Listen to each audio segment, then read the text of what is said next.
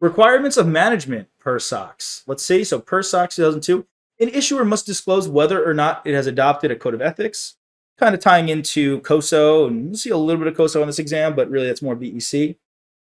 Code of ethics, you need to make sure you disclose whether or not it's adopted a code of ethics for the entity's senior financial officers, not for other employees of the issuer, not for the audit committee, not for the audit staff. While you're probably going to have a code of ethics for all of these, it's most important that you declare and disclose that you have one for these individuals, because these are the individuals that are most able to commit and perpetrate fraud. The audit staff, well, these are the external auditors, so you're not going to have a code of ethics for them. The audit committee, you don't need to have one. Again, you probably will have one, but SOX says you need to disclose it for the senior financial officers, not for any of these other individuals. If the company has not adopted a code of conduct, the issuer must disclose the reasons why not. Are you just lazy, didn't get around to it? Well, that's your problem, not SOX's problem.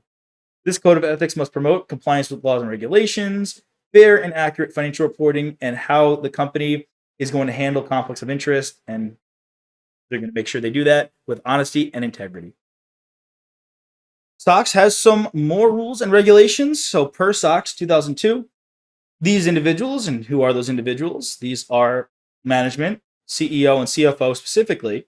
These individuals must sign certain management representations regarding annual and quarterly financial reports filed with the SEC. Now, this Enron, that scandal back in the day, back in 2001, there was not this level of responsibility. So the CEO could just sign off on it and say, yeah, I don't really care, probably is good, looks good. But now the CEO and CFO are kind of putting their butts on the line. They need to read the annual reports and make sure they look fair and they look representative of the results. Otherwise, they're going to get in trouble, right? If you're signing something, you're taking responsibility for it. If you're taking responsibility for it, if it is not up to par, then you could be facing some issues. Now, what do these two individuals have to sign for? They need to sign for representations that include that they've read the report. They got to say, hey, you've actually read the report, which is pretty important. That the report does not contain any untrue statements or omit any material information. So you could see why the CEO and CFO are really going to want to hire want the audit committee to hire some pretty good auditors. They need to sign that the report fairly presents the financial condition and operations of the entity, that any significant deficiencies, material weaknesses, and fraud have been disclosed to auditors and the audit committee. And lastly, that they are responsible, these two individuals are responsible for establishing and maintaining the effectiveness of internal controls. Not the internal audit department's job. It's not the external auditor's job. It's not the audit committee's job. Who is responsible for these internal controls? It's management, and more specifically, the CEO and CFO.